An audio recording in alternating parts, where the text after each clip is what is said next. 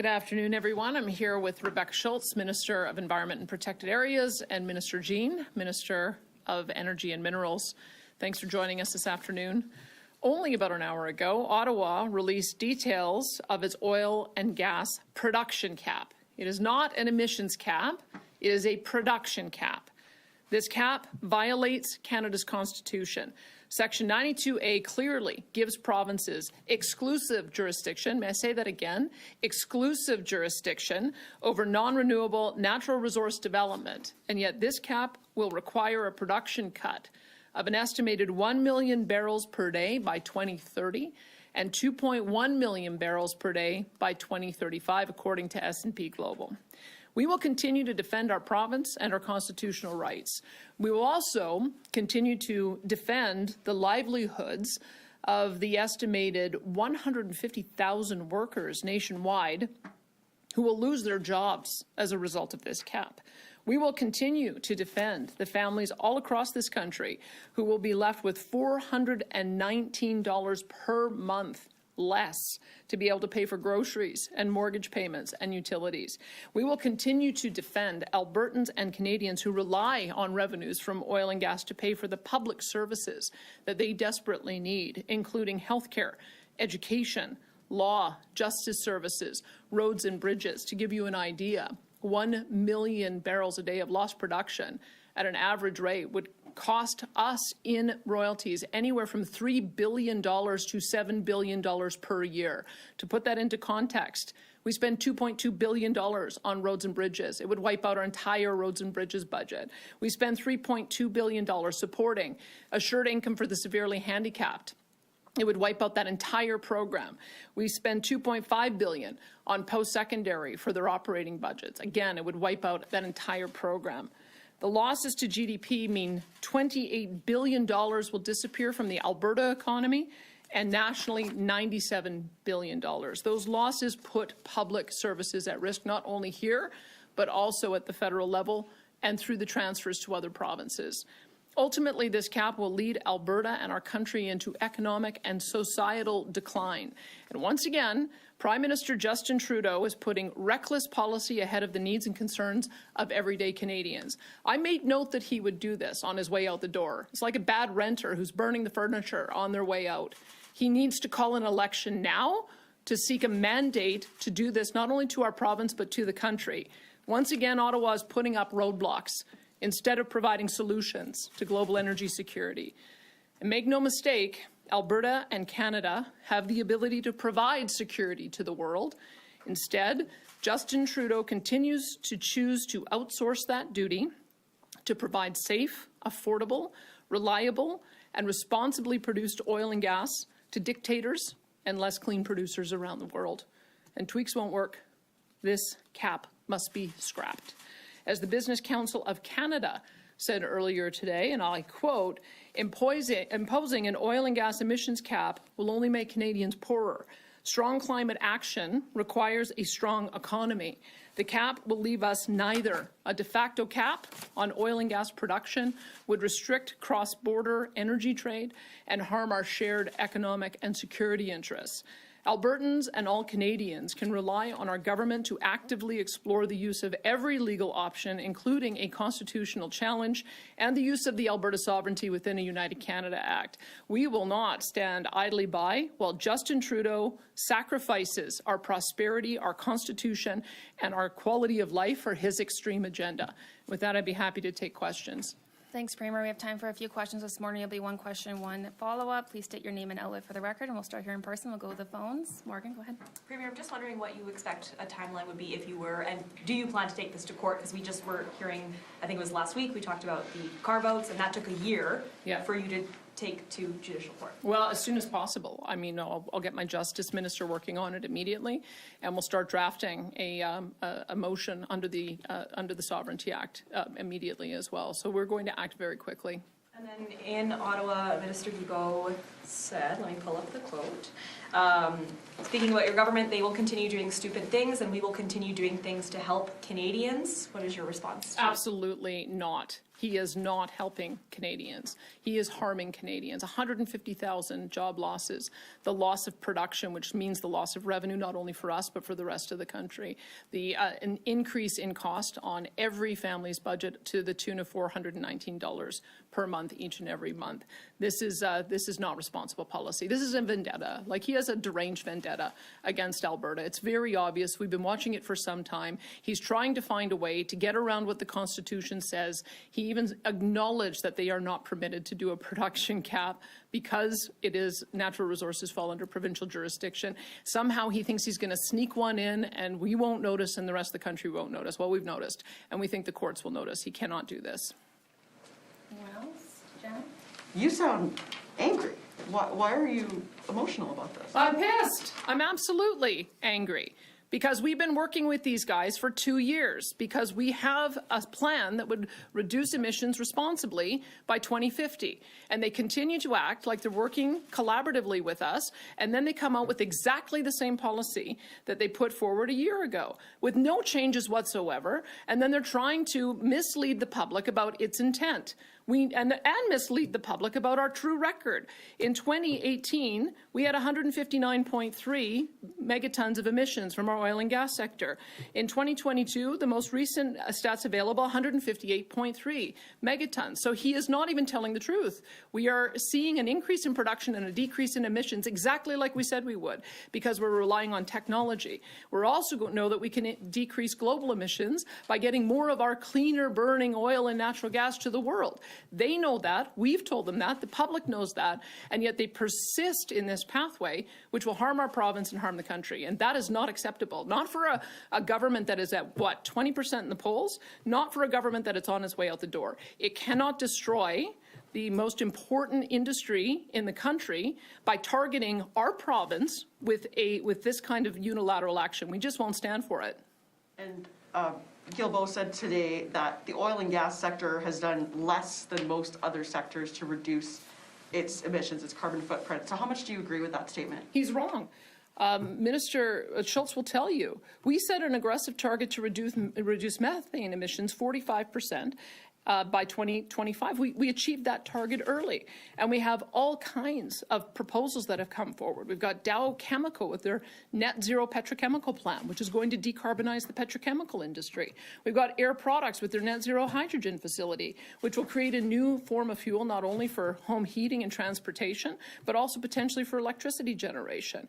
We have Heidelberg that is working towards a final investment decision for net zero cement, which will decarbonize cement, which is the second most traded commodity in the world. All of that is happening right here in Alberta. We have the Pathways Project, which just started a pathway to get to net zero by 2050. We have Capital Power and others who are looking at ways that they can bring nuclear into our province, which takes time to be able to develop the regulatory process and get approvals. We have seen dramatic improvement on the part of our largest producers because they're investing in technology. Technology takes time. You cannot snap your fingers and say it has to be done by 2026. You cannot snap your fingers and say it has to be done even by 2030 or 2035. The only way to achieve these unrealistic targets is to shut in our production. I know it, they know it, we're calling them out on it, and they have to stop it.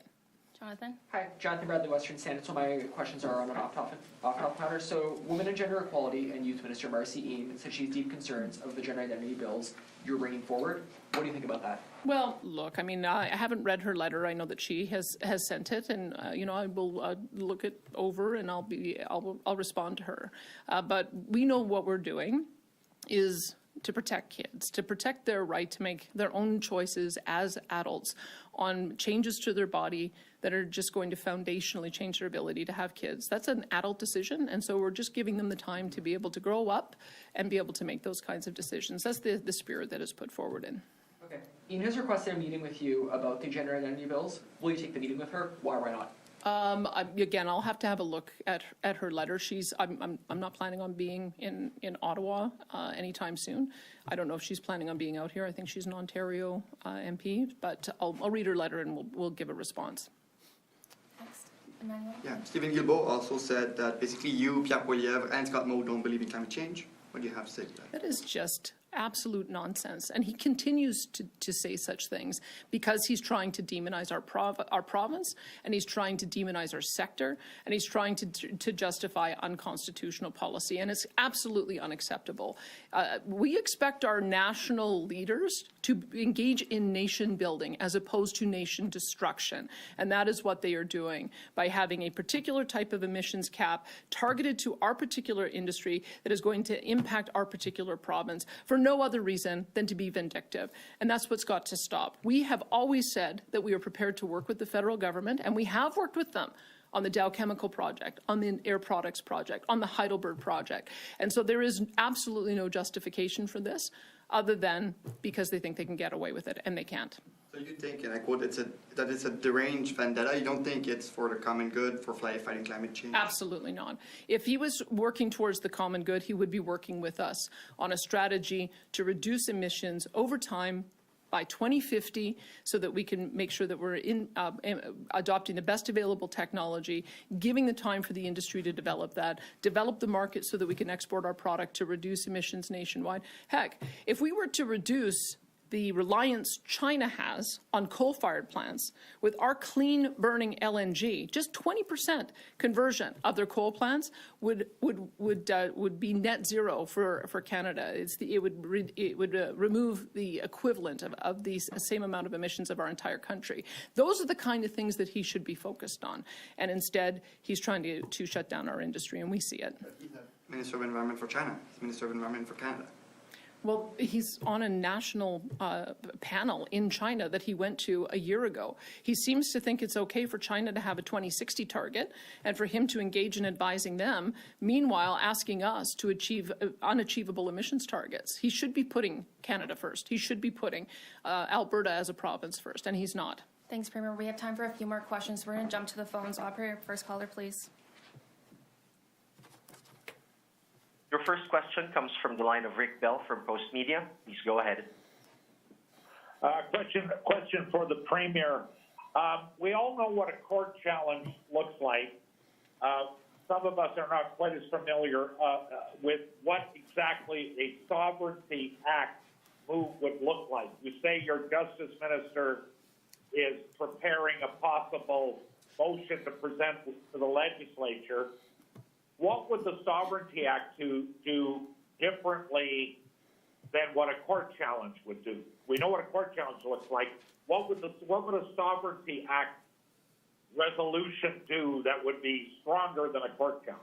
Well, you'll have to wait and see. We've got a number of different policies that we're looking at, but I can tell you, when I got elected, the first thing I did was to read the volume written on the Alberta history series of Peter Lougheed's battles with Justin Trudeau's father, Pierre Trudeau. And I will recall, we won that one because, and that was even before we had the entrenchment of natural resources in the Charter of Rights and Freedoms. That was because we had the 1930 Natural Resources Act. We have always fought back against a federal government that is trying to unfairly target our production and target our industry. And we've won in the past. We've won recently with Bill C-69. We have won with the plastics ban, and we believe we'll win again. So we'll make sure that the Sovereignty Act is to put up a shield, to send the signal that we intend to fully protect our area of constitutional jurisdiction, and we'll put the details in how we intend to do that when that motion comes forward. And my supplementary, again, on the Sovereignty Act, because I think a lot of people are unclear about it, would in whatever way you draft a Sovereignty Act thing, is the Sovereignty Act basically the end result of however you phrase the Sovereignty Act move? Is it to make sure that this emission cap does not come into force in Alberta? Is that sort of the end game with a Sovereignty Act move? Well, look, think of it as a notwithstanding clause on illegal federal action. The federal government does not have the right to legislate in our area of jurisdiction any more than I have the right to legislate in their area of jurisdiction. So we're putting up a notwithstanding clause saying you're not going to be able to do this because this is our jurisdiction, and we'll put the details into how we intend to fully defend our jurisdiction when we bring that motion forward. Great, thanks. Operator, next caller, please. Your next question is from the line of Emma Graney from the Globe and Mail. Please go ahead. Yeah, good day, Premier. Thanks for taking my questions. So when you're talking there about the production cut and the notion of job losses and stuff, and you are citing some reports from Deloitte and S&P, but those reports kind of looked at a business as usual scenario. They didn't take into account the fact companies are already moving on emissions reduction activities, including CCUS. And in fact, the Feds say today that their own analyses say that production will actually increase by 16%. So how is there such a glaring gap between their numbers and yours on this? Look, 2050 is a reasonable target. The minister said that this comes into effect 2026, which is less than a year and a half away. There is no progress that anyone can make in adopting new technology in 14, 15 months. That's what we know to be true. We know that if you want to see technological advancement, you have to give enough time for capital turnover, the development of best available technology, and then each new incremental iteration develops lower and lower emissions. That's why you need to have a long enough time frame. He also acknowledged no one else in the world is doing this. That should tell him something. And so if you take an approach that is going to make Canadian oil and gas uncompetitive, guess who that benefits? That benefits Venezuela and Iran and every other country in the world that doesn't have these unreasonable restrictions. So you can put it into a computer model all you want. In the real world, we know what it means. In the real world, it'll put a chill on investment and it will result in production being kept in the ground. And that is exactly what they are trying to do. No matter how they try to use weasel words to say otherwise, we know exactly what they're trying to do, and we just aren't going to stand for it.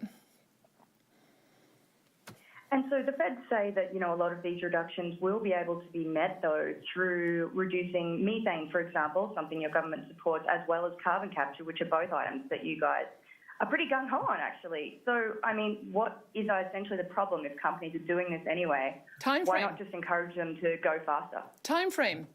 You simply, technology gets adopted in the time it takes to develop the technology. You can't just plug it into a computer model and assume it exists in the real world. You have to let the technologies develop. You have a period of time that it has to be adopted. That can't happen by 2026. Probably, and it certainly can't happen by 2030 or 2035. We think it's possible that you can develop a framework for small modular reactors. You can roll them out. You can develop and build a pipeline for CCUS. You can improve the technology for capture and storage, but you have to take the time to do that. If you try to put arbitrary, punitive restrictions in place before the technology is available, all that you can do to meet the target is to shut in production, and they know that, and we know that. This is nothing but smoke and mirrors. They're trying to do something which they are not allowed to do under our Constitution. They are not allowed to cap our production, and we're not going to let them. We have time for one more question. Operator, last caller, please. Your next question comes from the line of Chris from the Coffee. Please go ahead. Hi, Premier. You mentioned at the beginning that a court challenge could be possible here, and I'm wondering what groundwork has already been done to launch a court challenge. How long would it take for you to launch it? And what other steps are you already looking at outside of a sovereignty challenge or a legal challenge? Well, look, we knew that this was coming, and we knew that Stephen Guilbeault didn't matter what we were putting in front of him, that he was bent on going in this direction. So we've been preparing for a legal challenge for some time. It's why we also did our $7 million ad campaign to let the rest of the country know just how damaging these actions were. And so we're going to continue on with developing a motion in the legislature that we'll put forward that will detail some additional steps that we're doing. We had hoped that they might see reason. We had hoped with their cratering poll results, with the fact that the NDP has stopped supporting them, we had hoped that they wouldn't try to create this much damage on the way out. But you'll recall, this is exactly what I predicted would happen, that knowing that they're headed to defeat, they are trying to cause as much damage as possible. And the rest of the country should not let that happen. Their Liberal MPs should not let that happen. If they're wondering why they might not win their seat the next election, it's because of of actions like this. The NDP has not supported them. They've even relented on a carbon tax because of things like this. They know that this is an affordability crisis that this government is creating, and they are just bent on causing as much damage as possible. That's why we've got to put up a shield, and we just won't let it happen. Chris, do you have a follow-up? Premier, just as a follow-up, how does this impact the ongoing talks between your government, the federal government, and the Pathways Group of oil sands producers to move ahead on the CCUS project when the draft regulations have now come out that you obviously are opposed to? Well, it's a very good question, isn't it? How are you supposed to participate in good faith with a partner who hammers you over the head when your back is turned? That's how we feel today. We've been sitting with them, having regular bilateral meetings throughout the course of the last year and a half, as I committed to doing. And every single time, Stephen Guilbeault comes out and he comes up with a bludgeon. And so how are we supposed to have some meaningful conversations to work together on a shared purpose? I think he's destroyed the trust. And so I'll have to consult with my ministers about how we pick things up from here. Okay, thanks everyone. That concludes our press conference today. Thanks, everyone. Thanks, guys.